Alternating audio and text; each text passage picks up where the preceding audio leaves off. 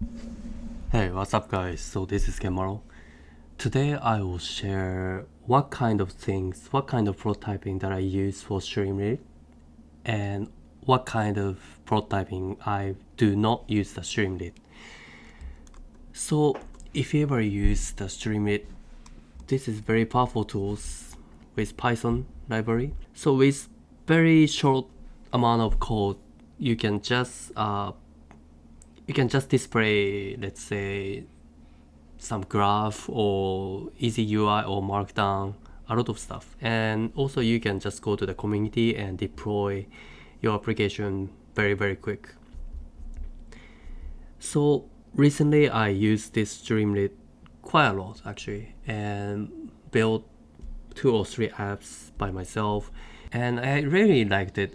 However, I noticed, so if I go to a little bit larger application, I feel Streamlit is not well enough yet. So I decided to go to like Next.js or React.js, like as I usually do for the application build.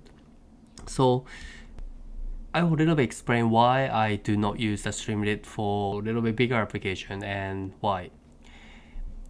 So this is some summary for the application that I built recently with Streamlit. So Streamlit works for the front end, also the back end. It can be together. However, I separated because Fast API is quite easy enough, and also the language is Python as well. So I just made a Streamlit here. Streamlit front end, also the Fast API as a backend, and also sometimes it's the database. Recently, PlanetScale database as a service is quite powerful and easy to set up. So I just made a PlanetScale in the cloud and just code maybe this is slightly wrong. Let me grab it here. Maybe it's like this. Backend will call the database, something like this. And also sometimes OpenAI API or some other API and call it from maybe the backend, but also from the front end, something like this. So, but this kind of application is okay unless you do some state management. When it comes to state management, Streamlit is not quite good enough yet. This is my opinion. State management, or of course Streamlit has a state management, like it has a session, so I can put some information in such session, and also it supports a multiple page.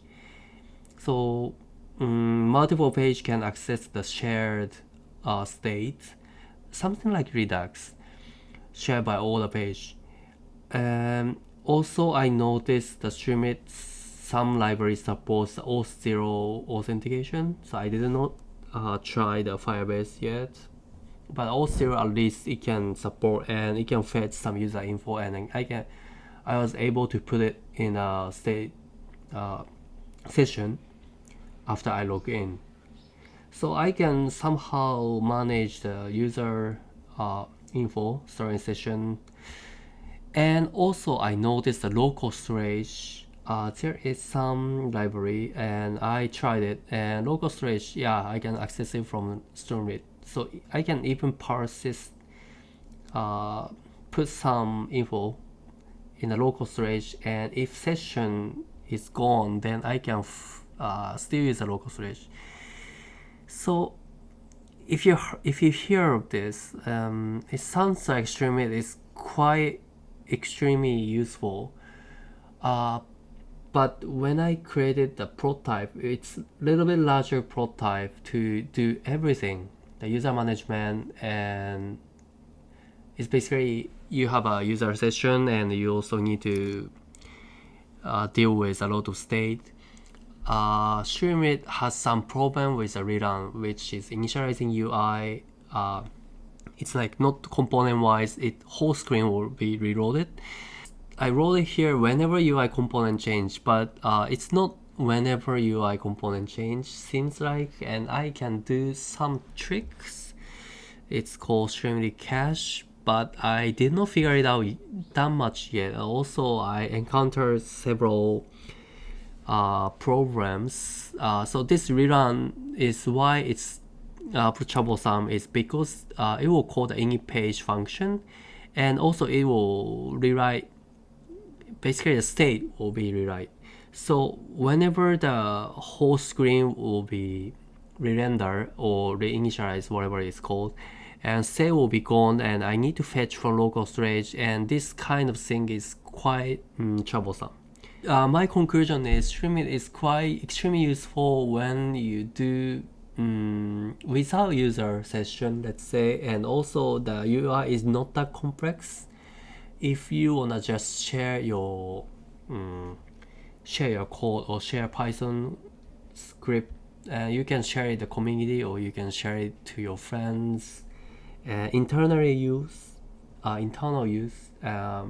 it's extremely fast. It's like 10x, 10 times faster than I'm built with some other React or Next.js or whatever the UI front-end application that I use.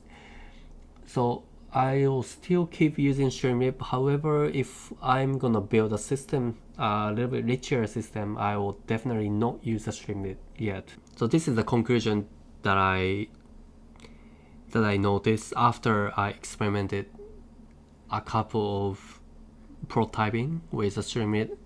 So I came back to the Next.js, that kind of things. So I hope this will help you guys a little bit. Instead of making everything in Streamlit or making everything into with some richer front-end libraries, you need to make use of it, both of them, I guess. So be careful with the Streamlit initialize, like rerun things, because it will mess up your state, and it's quite hard to manage entire applications. So this is my conclusion. Thank you for watching. In this channel, I'm posting the prototyping video for iOS, Android, and web application. So if you like it, please subscribe to the channel, and also please hit the subscribe button and like button as well. So thank you for watching. See you in the next video. Happy prototyping. Bye bye.